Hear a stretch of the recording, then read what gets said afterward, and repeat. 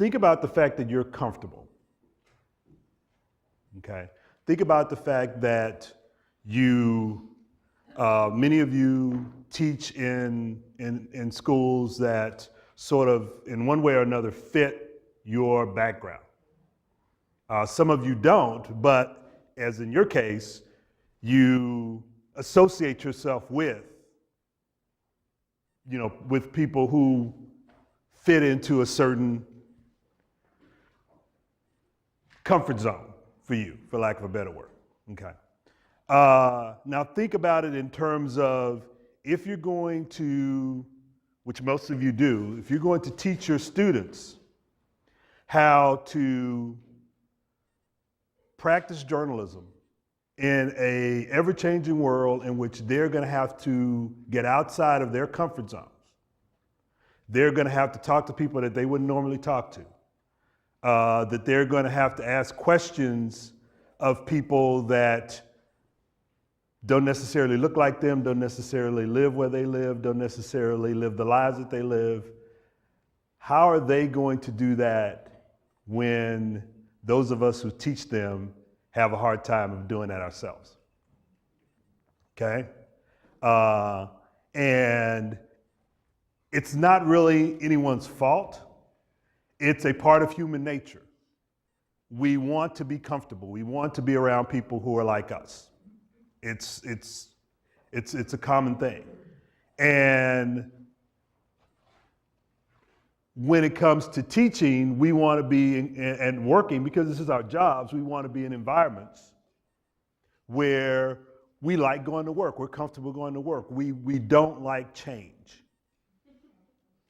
Okay? And we talk about it all the time. Oh, we want change. We want to change this, we want to change that. When in reality, we really want things to pretty much stay where they are because this is working for you. Okay? So today what I'm going to talk a little bit about is how to get students and yourselves to think and work in environments that a lot of times make you uncomfortable. But it's an opportunity to engage, it's an opportunity to learn, it's an opportunity to not only inform yourself and your students, but also the community at large, okay? So, I mean, and the way I operate is I'm gonna move around, I'm gonna talk, well, I'm not gonna talk a lot actually, I'm gonna try not to talk a lot, but I probably will. I'm going to ask you some questions, and please, if I say something that just sounds off the wall or you don't get it, just raise your hands or speak up and say, hey, I don't get it. I'm gonna put all that information up here in a minute, but you're not my students, so you can call me Ernest. My students call me Dr. Perry or Dr. P. Some of them call me other things. But we won't get into that. But anyway, this is a piece that I show my students. Sometimes I show it at the first day. This semester I plan on showing it the first day. Just to give you an idea, I'm going to go ahead and get this out of the way. I'm the lead instructor for a course we teach here called Cross-Cultural Journalism. It was a course that was designed back in, oh Lord, what was it? 1996, 97. Was taught for the first time in 1998. The premise of the course is to get students to begin to think about and get tips on and learn how to practice journalism in environments that they're not used to. To tell stories, develop journalism that is from the audience and not from us, okay? In other words, we want to tell their stories, not the stories that we think the audience wants, okay? And that's a very difficult thing. It's a required course, and most of you know how students feel about required courses. It's taught on a freshman, sophomore level. So most of them are either a semester, most of them are a semester out or maybe 2 semesters out of high school when they get to this course. The classes are 250 students. We have TAs that can range from 4 TAs to 5 TAs that assist in the class. It is 250, that's a large lecture. They're put into teams. They do a project, the final project at the end. They have online discussion. They have exams. A lot of it is about introduction. It's an introductory course. They're expected to take what they learn in this class and apply it when they move into whatever sequence they're going into. That could be radio TV. It could be working at the Missourian. It could be working in the Convergence Lab or working at KBIA. Our goal is for them to take what they learn in this class and put it into practice when they move into those newsrooms, okay? And they're challenged to do that by their instructors when they move into those next classes. It's a difficult course for our students because it's the second journalism course that they take when they come into the journalism program. First one is the intro course. We call it Principles of American Journalism. It's called Mass Common Society and other places, Communication and Society. They have a range of names for it, but it's all pretty much the same. What we do in those courses at the lower end is begin to teach them how to think critically, how to take information, analyze it, and present it to an audience. That's difficult for most of our students because a lot of them come in with their mindset is tell me what you want me to know and I will regurgitate it back to you. Okay? And our answer to that is I don't know what I want, you're supposed to tell me. Okay?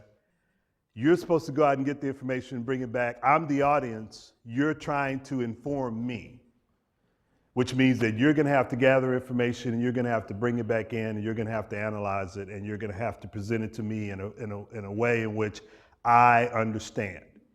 Now think about that process when you put a student, when you put an 18, 19-year-old into an environment that they've never been in before. When they're talking to people that they wouldn't normally talk to. When they're talking to someone and it's not in a text message or an email or using Twitter or whatever social media you want to think of, when they have to do a face-to-face, okay? That's scary for a lot of them. And we're going to talk a little bit about that as well, okay?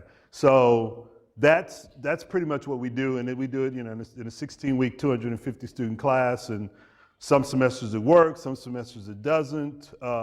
Some students get it, some students don't. Some students don't get it until after they leave, and they go like, oh, that's what Dr. Perry was talking about. So, I mean, as long as they get it somewhere down the road, I'm fine with that.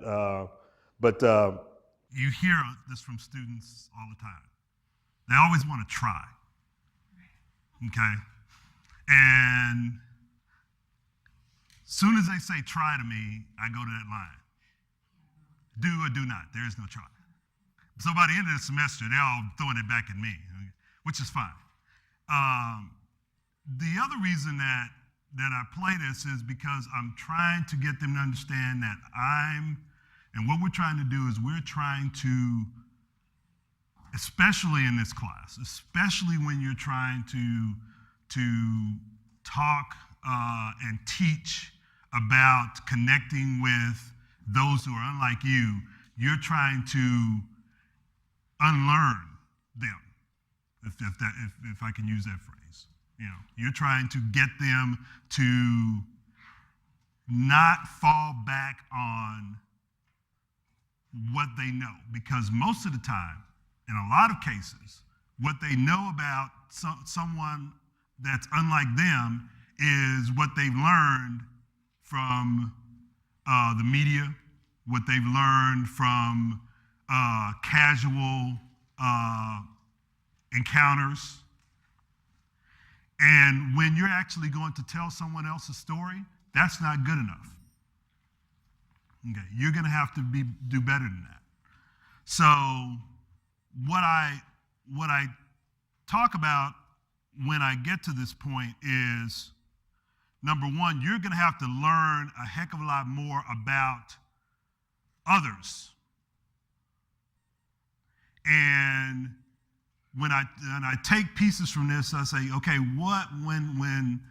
if we're going to use this as a teaching tool, when Master Yoda says the Force, what would the Force be? I'm sorry? Mm-mm. Determination, yeah. I'm sorry? Determination. You're dealing with emotions. You know how kids are with emotions. Their emotions all over the place, especially your kids. I'm sorry? You're getting close. But how do you get the story? Well, through that interaction. Okay, and you're gathering what? Information. Okay? Information is a force that you can use, and you have to get that. You have to go out and get that. And you have to, someone said belief, you have to believe in that. And the only way you can believe in that information, if someone is telling you something and you can verify that information. If someone is telling you something about them and about their life and how they live their life, and you can suspend your own biases, then you're gathering information. And that's powerful. Because now you can relay how that person or that group of people live their lives to others. Okay? And that's, I would say that is probably the basic thing that we try to teach them. Okay? So that's one of the reasons why I play this piece. And they get that, you know, they sort of go, okay, where's he going with this? And I keep coming back to it over and over again because I'm trying to get them to understand that. So think about it in terms of where you teach and how you teach. How difficult is it to get your students to go out and do something that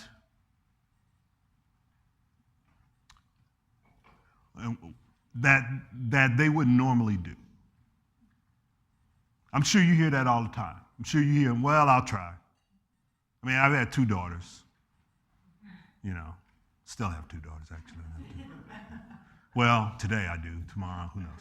But, you know, and they're both, one's a senior, one will be a senior in college, the other one works for the State Department.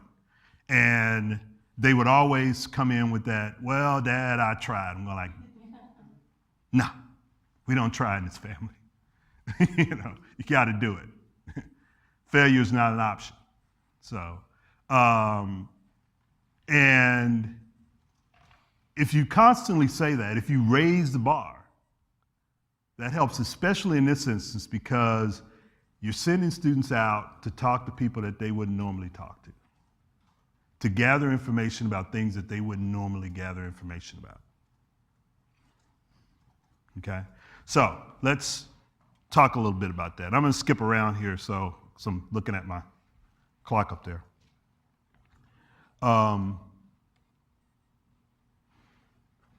This was, I've been thinking about changing this, but every time I go to try to find something that I think might be, what was that? Oh, freaking me out. Think it might be better I keep going back to this, because this is a student who took the class. One of the things we do in this class is we change this class pretty much every year. And the reason we change this class every year is because the dynamics change. I came back to Missouri in 2003 after teaching at my alma mater, TCU, for about 5 years. And I came back specifically to redo this class. And we've redone this class pretty much every year. We've added something, we've taken something out since then. Mainly, one of the main reasons we do it, and this is something that if you're going to use this, and I know this is a difficult thing because a lot of you, I mean, my wife is a school teacher, so I understand what a lot of you are going through. You're dealing with crazy administrators, you're dealing with crazy parents, you're dealing with kids who are going through God knows what. And some of you are teaching multiple classes. You know, journalism is not the only thing you teach. So I understand what you're going through. But if you're going to use this, you have to think about, take some time during the summer, what am I going to add, what am I going to take out? Because the environment changes. And here's what I'm talking about. When we first started doing this, and making changes in the country wasn't as polarized as it is now. You didn't have the kind of technology that you have now. Facebook wasn't there yet. Twitter wasn't there yet. You weren't dealing with the social media. There was a lot of things that students do now that they weren't doing then. So we've made a lot of changes, okay? And one of the things that we're having to deal with now is kids' ability to interact with each other in the social media realm that in a lot of ways allows them to stay within their comfort zones.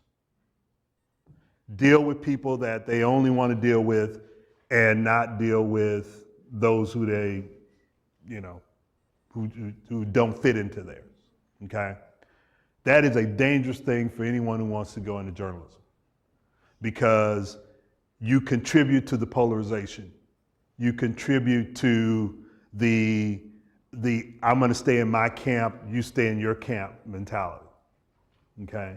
And here's what I tell my students. When you do that, you minimize your options. As a journalist, you minimize your career options because if you only stay in one camp and you can't connect with others, then if I'm an employer, you know, how's that going to help me? Okay, so you gotta be able to broaden yourself, and this is mainly what this student was talking about. Now think about this in terms of what I asked you to write down. And this student was talking about, here's where I was from, here's where I needed to be, and here's where the rest of the students need to go, okay? So I heard a lot of you say, some of you say middle class. What is that? It's the 99%. Then I do an exercise, and you might want to do this exercise in your class, okay? I have students up, I say, okay, how many of you are rich? Well, yeah. So maybe about 250 students, I'd say, maybe about 10 hands go up, okay? How many of you are poor? And so about another 10 hands go up. And how many of you are middle class? Everybody's hands go up. Why is that? Because nobody wants to be poor and nobody wants to appear to be rich. And so the concept of the middle class is where people feel comfortable saying that they are. And we know the middle class, I mean, there is no real middle class. I mean, it's completely, if you start looking at like mean income and like all that other stuff, I mean, then you can probably figure out what a real middle class Right. is. But individually, nobody wants to be assumed to be anything other than middle class. Right. It's safe. Right. It's a safe place to be. Right. Yeah. So when I do this exercise, and like I say, you might want to try this, and all the hands go up, I'm going like, well, guess what? There is no force in the room. The force is gone. And they all look at me like, he's lost it. Okay. And why is there no force in the room?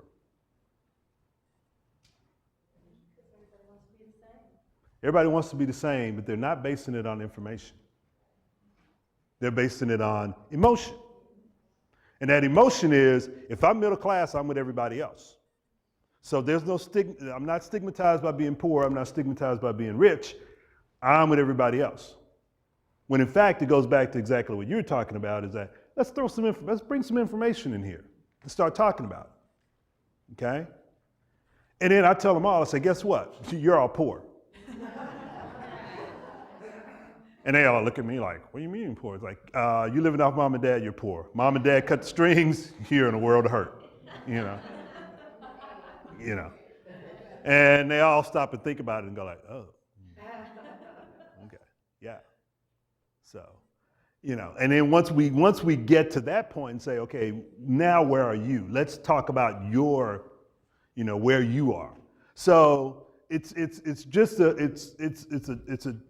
a tip to get them to start thinking about themselves. Because first you've got to get them to think about their own, where they are, their own biases, where they come from, who they associate with, and why. Okay?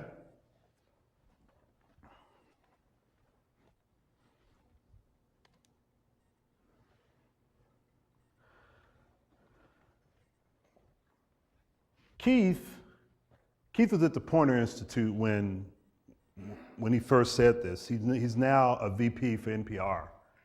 I always go back to this because I'm trying to get them to understand what excellent journalism is. And one of the things that I get my students, I'm gonna back up a second here, so hang with me. And you're gonna need to understand this. Once you mention the word diversity, where do they go? Race. Okay? And when you go there, what does that bring up? Emotions. Okay? So when our students see cross-cultural journalism, they immediately stop after cross-cultural. Because the first thing that pops in their mind, oh, it's the affirmative action class. Oh, we got to talk about race. Oh, we got to talk about gender. Oh, Lord, we got to talk about sexual orientation. Okay? And we deal with this on the first day. Okay? Because what I'm trying to get them to understand is we're talking about journalism. And if you're going to practice journalism in the 21st century, you're going to be talking with, telling stories of people, from people who are unlike you. Okay? And some of you mentioned that your schools have transformed just in the time that you've been there. Influx of immigrants, influx of people who are different from those who were there before. Okay? And that's what we're talking about. So when we talk about journalism and we talk about practicing excellent journalism, this is what we're talking about. And the other thing that I try to get them to understand is it doesn't matter what kind of journalism you're practicing. Doesn't matter whether you're doing it online, whether you're doing it in print, whether you're doing it in broadcast, whether you're doing it in advertising, whether you're doing it in public relations for a trade publication, it doesn't matter. We tell stories across platforms about people and how they live their lives. And the first thing I tell my students from day one, and you can use this, it's not about you. Okay? Okay. Over and over and over again. because the first thing they say, well, I'm going like, it's not about you. It's about the people you're covering. It's them.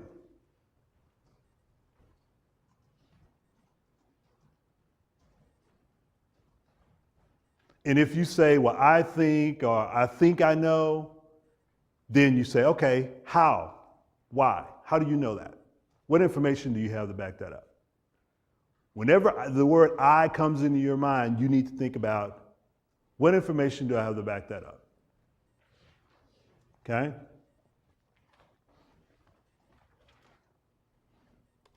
All right, obstacles. Well, man, there are a ton of them. Getting past the stereotypes. This goes back to that, and this is where we really start talking about it's not about you, okay? Because you mentioned the word diversity, you mentioned the word cross-culture, you mentioned the word multicultural, and it immediately goes to race, or it may go to class, or it may go to gender, or it may go to sexual orientation, it may go to one of those or all of them, okay? And the first thing that pops into mind is stereotypes. And that's human nature. What I tell my students is, what are those stereotypes based on? Are they based on knowledge that you've gained and obtained, or are they based on what you think? What someone who's not even connected to it told you? What you may have saw on television? What you may have read on a website? Where did that website get its information from? Where did that person who you talked to, where did they get their information from? All that builds stereotypes. This is where you start getting into the learning part. You must unlearn what you've learned, okay? And then you get the political correctness label. It's political. Well, I had a friend of mine who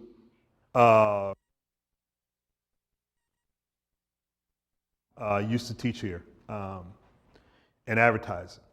And his point was always, it's not political correctness, it's business correctness. And if you're going to work in advertising in the 21st century, you need to understand that it is a diverse environment where people come from a lot of different places and have a lot of different thoughts and live in a lot of different ways. And if you're going to connect with them, then you need to know them. And if you stand fast in your belief that what we're doing is all about political correctness, then you will not succeed. And to a certain extent, he's right, because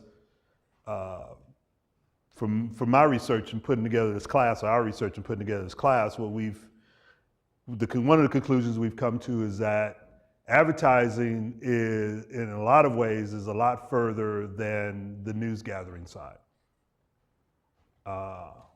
Because they realize that society is changing and cultures are changing and people are changing. You see more, in advertising, you see not only more ethnic minorities in advertising, but now you're starting to see on mainstream television more languages being used in advertising.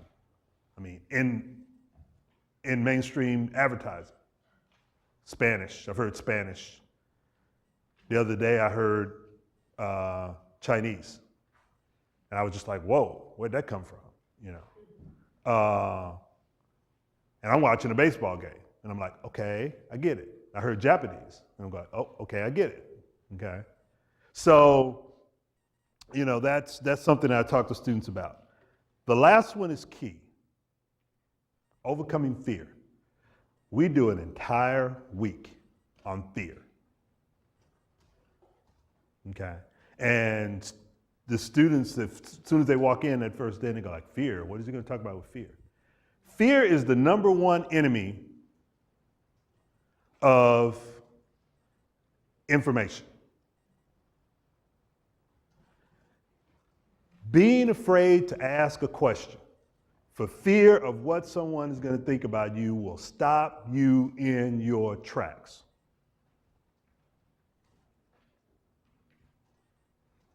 And I've seen students do it over and over and over again. And they would come to me with an excuse as to why they didn't ask the question. And the first thing I'll say is, that's an excuse.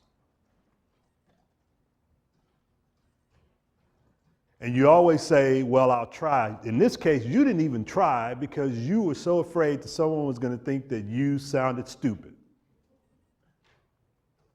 Okay? Or that was a stupid question. And I say back to them, look, there are no stupid questions. If you don't have the information and you need to get the information, then you just need to ask the question. So then, invariably, I'll have someone, usually one of my students in the front row, you know them all, the great grubbers, and they'll raise their hand and they'll go like, well, how do you ask that question? I say, well, you can do this. You can, when you're interviewing someone, you're talking to someone, you're in a conversation with them, and you say, okay, I know this is going to sound stupid, but, and then you ask the question. And they look at me like, oh. I've done that before. Go like, yeah, you do it with your friends all the time. And it's just that simple. But when you're talking to someone that you don't know, when you're talking to someone that you're uncomfortable around, that's difficult to do, to admit your own ignorance. Because especially journalists, we like to think we know everything. And I tell my students all the time, I say, journalists, by and large, can be some of the laziest individuals I know. And a lot of it comes from thinking that they know everything because they've gathered a whole bunch of information on paper, or they've consulted a whole bunch of previous articles, okay? And they have that background information, but here's the key. The only way you're going to be able to tell someone's story is to actually talk to them and engage them in a conversation. And then you can see whether or not the information you've gathered matches the way in which they live their lives. And in most cases, that's not it. Especially when you're talking about different cultures, when you're talking about people who live in different parts of the world, different parts of the country, in some cases in different parts of the city. And our students here experience that because a lot of them come from suburban, for lack of a better word, middle class, I would say upper middle class, some of them. A lot of them come from gated communities or sheltered communities, okay? Their circle of friends have been pretty much the same. And then they come here and we put them in situations where they're covering and talking to and dealing with people who are unlike them. A lot of them go to rural Missouri. When I say rural Missouri, I mean soybean fields and cows as far as the eye can see. And they're like, oh my God, okay? And they get sort of shell-shocked when they wind up in that. And fear comes into play. And they come back with the information, and then an editor will talk to them about what do you have, what do you see, and usually at the beginning there's always questions that weren't answered. There were questions that weren't asked. And the first thing the editor is saying, well, why didn't you ask this? Why didn't you ask that? Why didn't you ask this? I didn't think about it, or it didn't come to mind, or it's that. Okay? So this is the thing and you're going to have to get them past this. You got to keep sending them out. And it's one of those things where, you got to keep going back at it, going back at it, going back at it. Because it's hard for them, They're young. They don't want to do that. Okay. Understanding the audience. Another problem that we have as journalists, because we think we're smart. We think we're smarter than the audience. We know the answer before we ask the question.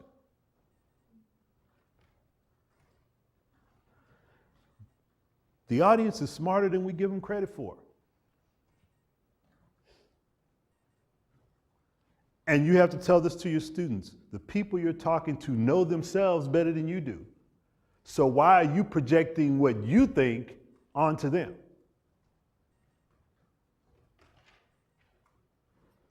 And then the students will say, well, how am I doing that? You're doing it in the questions you ask.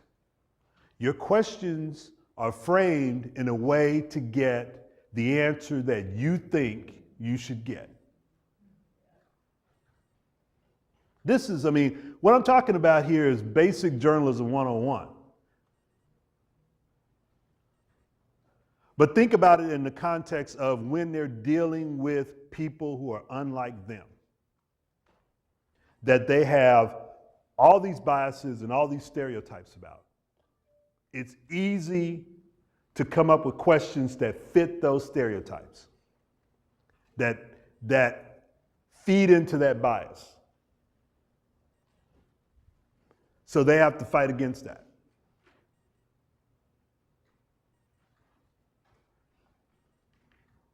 Okay?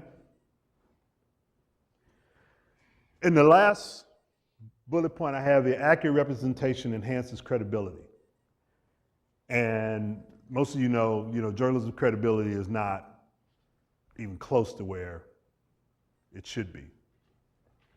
And a lot of it goes back to representation, especially when you talk about more and more communities that are different from the mainstream, or what we would identify as the mainstream.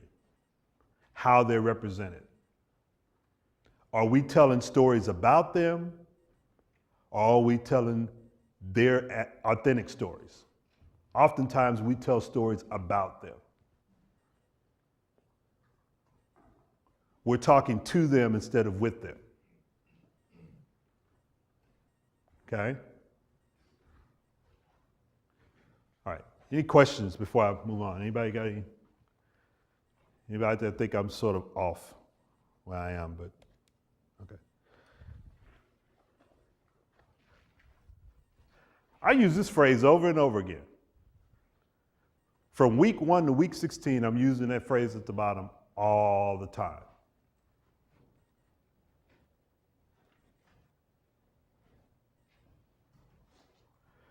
And this is where I'm willing to just not know.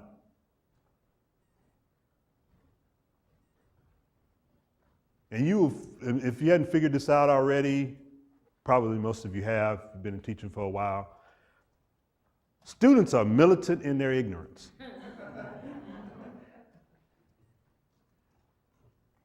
I just don't want to know.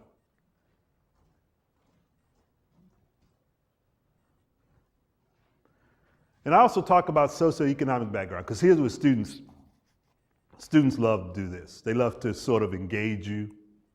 And I'm sure most of you know this. They engage you. They've gained a little knowledge, so now they want to sort of engage you in a high-level conversation. And my students invariably do this when I talk about class, when I move away from race and class. First question I throw when I talk about this, say, well, is there a difference between race and class? Can you separate race and class? And then you invariably have some student, usually the ones in the back, because they're like, oh, here's my opportunity to embarrass him. And they'll go, yes, there's a difference between race and class. I think it's more about class than it is about race now. We've dealt with the race issue, and everybody is free to do it. I'm going like, oh, really? So how is that? So then we get into this conversation and we talk about socioeconomic, and I bring them back to, well, you say you're in the middle class. What does middle class mean?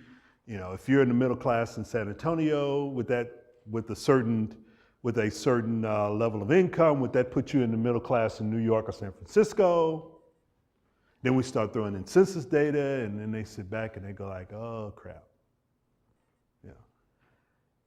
And they start to realize that, when you start talking about class, race is involved because of a long history. My research area, I'm a civil rights historian, so I bring a lot of that into it. When you start talking about race and the long history of civil rights in this country, how does that have an impact on socioeconomic?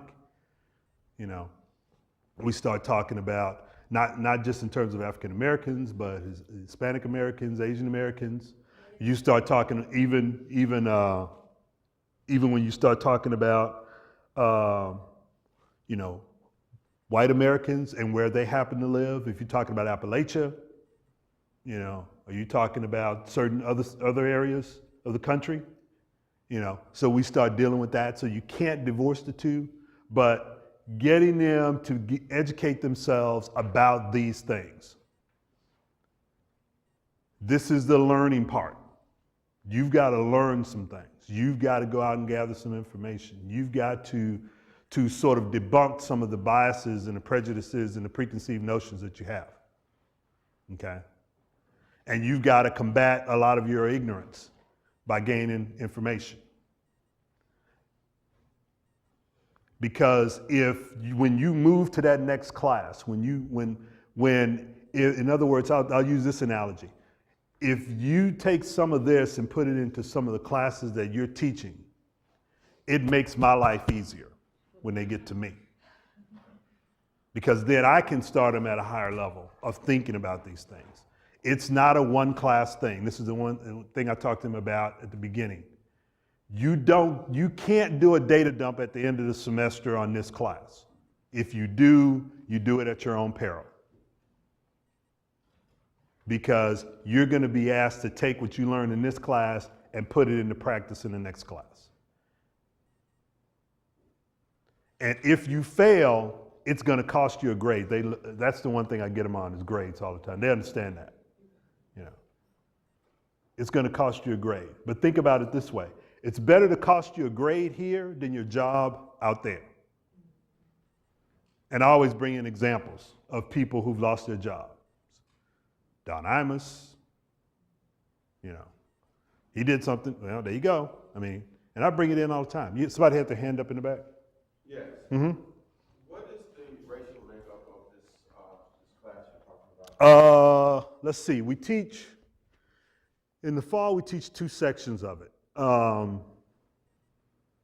teach the morning section, and then my colleague, Maria Lynn Rios, teaches the afternoon section. And there's tended to be more ethnic minority students in the afternoon session than the morning session. We haven't figured that out yet. My thinking on it is that it has a lot to do with the fact we have, when you look at the demographics of the university and you start looking at GPAs and that sort of thing, that's how they get to register for classes. And then a lot of them want that morning class. So a lot of them wind up in my section. And then she gets a lot of the ethnic minorities. So I would say her class is probably more 30-70, whereas mine is more 25%, maybe 20 some semesters. And her section is smaller than mine. I teach 250. Now I want the morning section, so my section fills up quickly. And then she'll have, I think this semester coming up, she's gonna have maybe about 180 in her section. And some of those are begging to get into my section. I go, no. Is the university 70-30 also? Right now, the university is, I want to say we have roughly 20% minority, maybe higher than that now. We've had a huge influx of African American students And then our numbers of Hispanic and Asian students has gone up considerably over the last 5 years. The university's been pushing that a lot, and it's working. Getting them in, and just to get off track a little bit here, but to answer your question, getting those students into the university we've been pretty successful. Where we have an issue is retention. Retention has been our issue, and that's what we've been focusing on in the last couple of years, is retention. And we actually, in the journalism school, we've been focusing on retention for, I'd say, about the last 6 years, 6 or 7 years, is in retaining them once they get here. And a lot of that has to do with, well, I mean, you know, and this is, I think, where you all can help, is getting them to understand you came to college to go to school, not for sorority, fraternity, social groups, this, that, and the other, you know. And that's the one thing we preach every day. You came here to get education. You know, you need to have the degree. That's what you came here for. And so we talk to them a lot about that. You know. So that's long-winded answer, but that's where we are. Any other questions? Yes. How do you help them combat the belief that it's okay to make fun of or have stereotypes about my own race? Oh, yeah, we do that one too. Here's where we tell them. Your thoughts become your actions. And in journalism, your actions become your words, and those words become your story. I'm going to say that again. Your thoughts become your actions. And in journalism, your actions become your words, and your words become your story. And that's what the audience sees, or views, or hears. And I tell them all this all the time. It's not what you meant to do, it's what you did.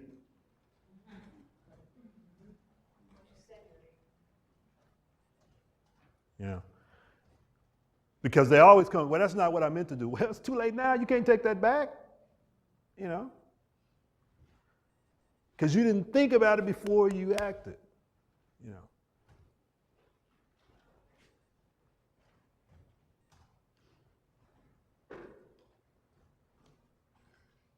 Do you see any similarities or differences between the way the genders approach the class? In other words, are the females or males more hungry for that A, or? Oh, they're all hungry for A. They're all hungry for an A. It's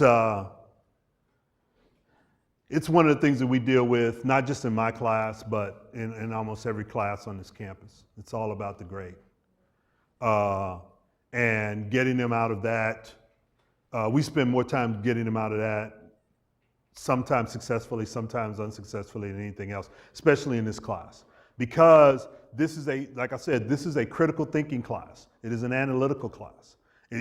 It's not about, you know, and the first thing I tell them, especially on the first exam, and this is where you can help as well. On the first exam, I tell them, say, look, you guys are not going to do well on the first exam.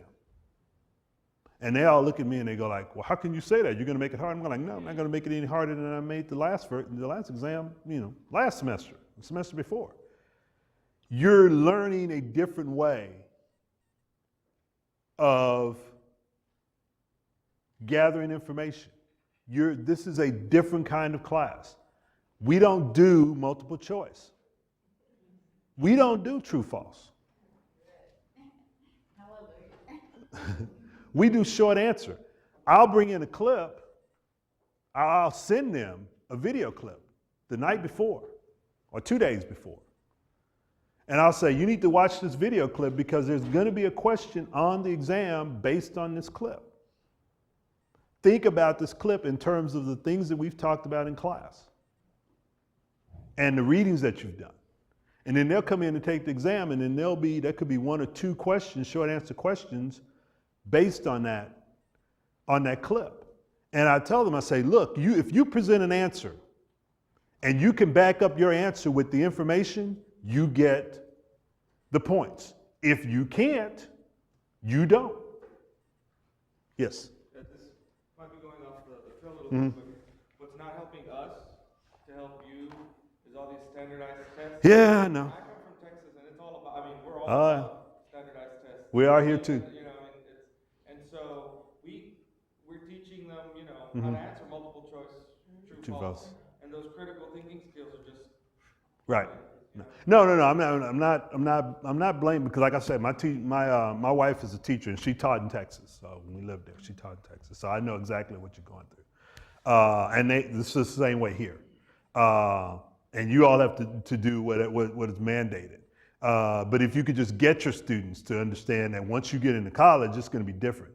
You're going to have to, especially in this class, because we're sending them out to gather information and talk to people and to engage in a type of learning about, I mean, the difference is the type of learning that they're having to do and the type of environments that they're having to go into.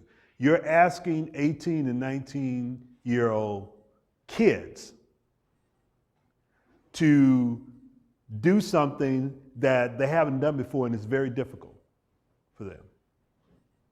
And they're going to resist. We have a lot of resistance in this class. And they fall down a lot, they fall back to their biases, their preconceived notions, they go back to what they know, what they're comfortable with. And we have to drag them back out again. You know. Yes, ma'am. So tell me what critical thinking looks like and sounds like in your class. Okay. I will bring in a clip of a video clip of a news program, and I'll show it to them, and then I will ask them to analyze it. Okay, based on what we talked about in class. Say I bring that clip in on Thursday. I did a whole lecture on Tuesday. I bring in the clip on Thursday. And I say, okay, based on what we talked about on Tuesday, I want you to analyze this piece. Show me where there were similarities in the stories of these people. Show me where there's differences.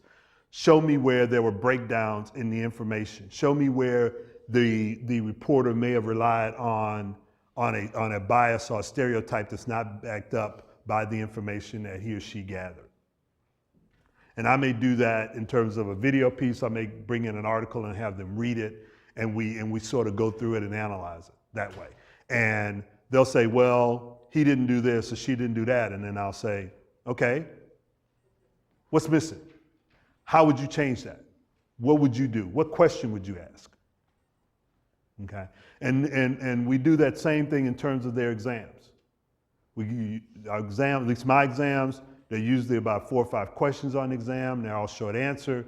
They relate to a piece of material that I've given them or something that we talked about in class. And they have to, the main thing I'm trying to get them to understand is you've got to back up your answers with information. You can't just throw it out there. And because one of the things that they want to do is they spend a lot of time, especially on the first exam, they spend a lot of time trying to guess what I'm going to ask. And I tell them, I don't even know what I'm going to ask until the night before. You know, because they'll come in weeks before the exam. Can you give us an idea of what you're going to ask? Well, I don't know. You know? I could have saw something that morning in the New York Times and went, hey, that would be a great example to use for the exam. Yeah. Do you provide your students with a rubric? Oh yeah, they have a syllabus. They have a syllabus. I talk about how the exam is going to be set up. I mean, and I tell them, like, look, I'm not trying to trick you. If I was really trying to trick you, I could do it.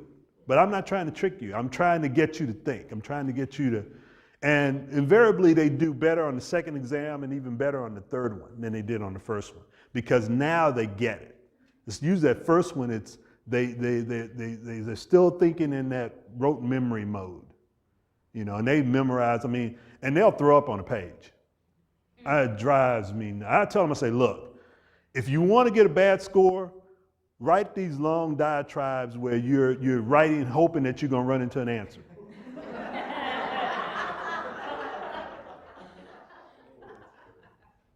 And if you do that, I'm going to nail you. I'm going to take points off. Because if I have to spend a whole lot of time searching for an answer, then I get angry. I'm going to take it out on you. I'm going to take it out on the next 5 papers. So, don't do that. Yeah. And back to your Mhm. presentation here, Mm-hmm. I have to say that I feel like I'm guilty when I listen to what you're saying. And I'm saying that because the seniors in my class, I guide them towards going to colleges where, if they're Hispanic, colleges where Hispanics are being successful. Same for African Americans, since that's the type of school where I work. Mm-hmm. But it seems like you're saying, I really should be talking to them about going to school where there are other races other than themselves, so that they can get an opportunity to learn about working, living around other cultures. Am I thinking the right way? No, well, no. I wouldn't say that you're doing anything wrong, because, and I talk to my students about this all the time, is even within your own race, your own culture, you have prejudices. Okay, and we talk about that. I mean, I think I spent 2 weeks on that, talking about even within your own race. I mean, there's certain black folk who don't want to be around other black folk. Why is that? And it's difficult, and I can tell you this from my own personal journalism experience, and I bring this into my class.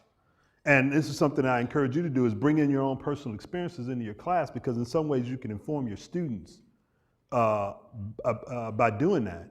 Is when I was a young reporter, it was difficult for me. I grew up in a big city, was trained to do journalism in a big city, and then wound up going to a medium-sized city in an area that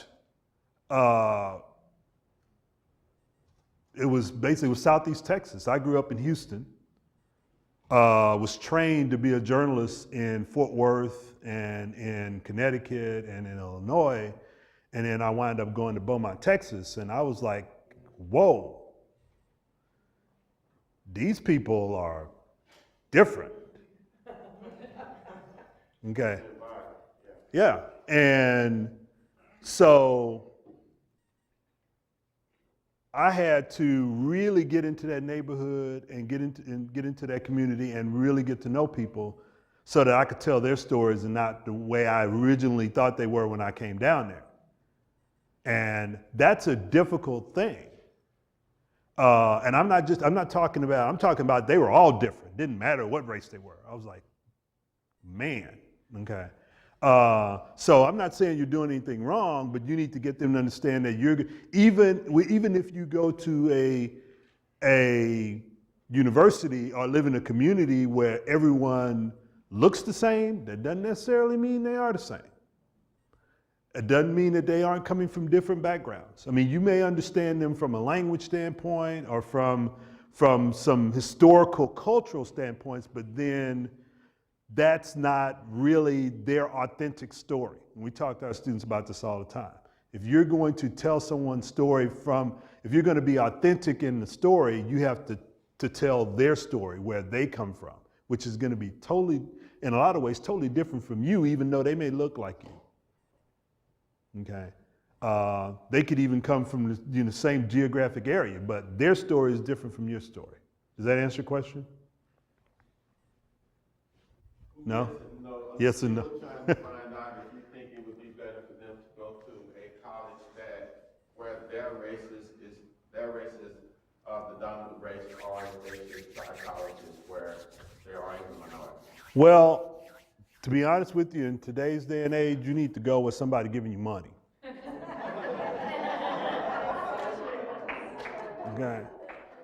Because if somebody's going to pay for you to go to college, that's where you need to go.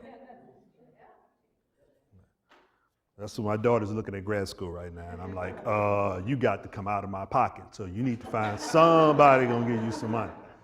So, yeah. Okay. Just because they're the predominant race of the school or they're not, that doesn't mean they're not gonna encounter other people who are different from them. Right. You know what I mean? Especially if you're in this field, if this is what you're gonna do. So they're still gonna be able to encounter a diverse group of people, a group of people who are very different from themselves, even if they are of the same race. So I don't think it's just about that, like it's about so much more than that. Yeah. Yes. I remember having this conversation with you when we took our walk around the campus. My elementary school, my middle school, and my high school predominantly black. I mean, I may have gone to school with one or two that did not look like me. And then I left high school, left New Orleans, and then went to Baton Rouge, went to LSU. And my first day of class, my first day at LSU, I was the only black person in the class. The only.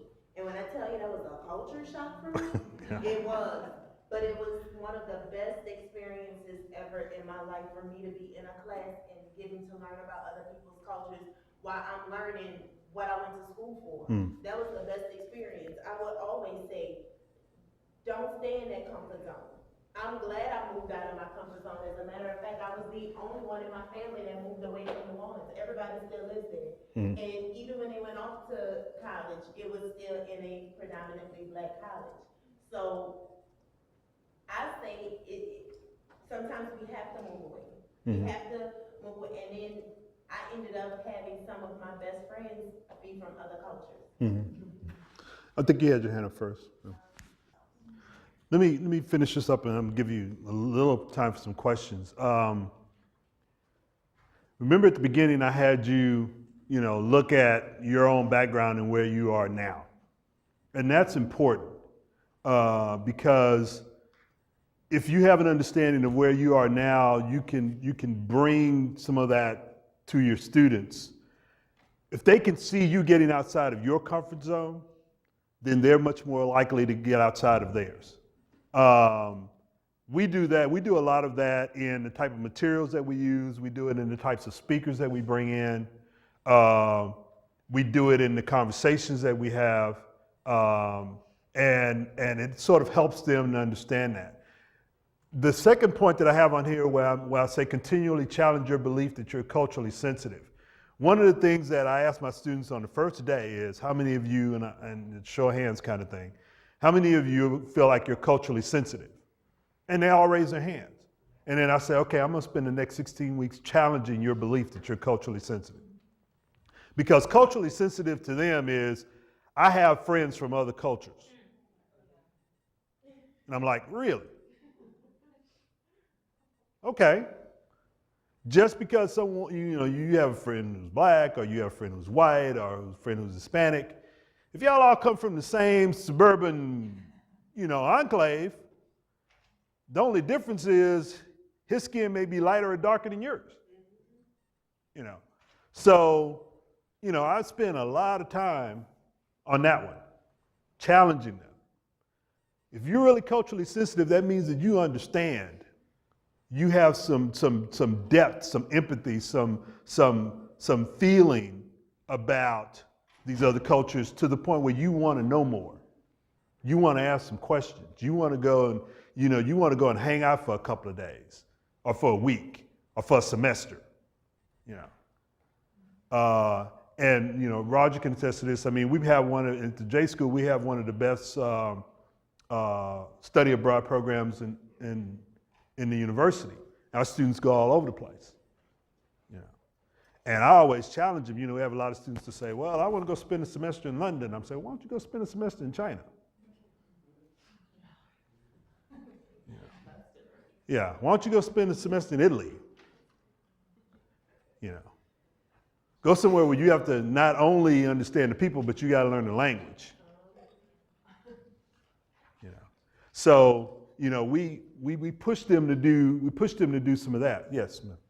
My school is predominantly Latino population, and we have a few African American kids. We have, I think, like 3 Asian kids. And African American kids in our school are treated like a curiosity. I don't know how to navigate those waters with my students. It's like, it's great that you're talking to someone who's different and that you're interested, but they're a person just like you're a person. They're not a curiosity. They come from a different place, they have a different story, but they're not this like fascinating creature from Yeah. another. So what you're saying is you want to think about how to move them from being a curiosity to a friend almost, or to some sort of an understanding. Yeah. And that's conversation. I really see it, but Right. it makes me feel really uncomfortable. Yeah. And I don't think the kids really know what's going on, but I see it and it makes I just don't know how to navigate those waters and how that is. It's difficult to do that when the numbers are so small. Yeah. Because I'm pretty sure that those African American kids have a lot of friends, real close friends who are Hispanic now, but then you still have this other group that sees them as a curiosity. You may not, in the environment you're in, you may not be able to solve that problem. They're going to have to move into an environment where there are a larger number of African Americans to where they really say, okay, wait a minute, there are more similarities than there are differences. And that's the thing that, and I have to wrap this up, is the one thing you need to get your students to, that we talk a lot about, is that it's very easy to look for differences, because we, to a certain extent from growing up, are always looking for differences. You need to start getting them to think about looking for similarities. What makes people similar as opposed to making them different? Frame your questions, frame your conversations from a position of similarity, as opposed to, why is this person different from this person? Or why is this person different from me?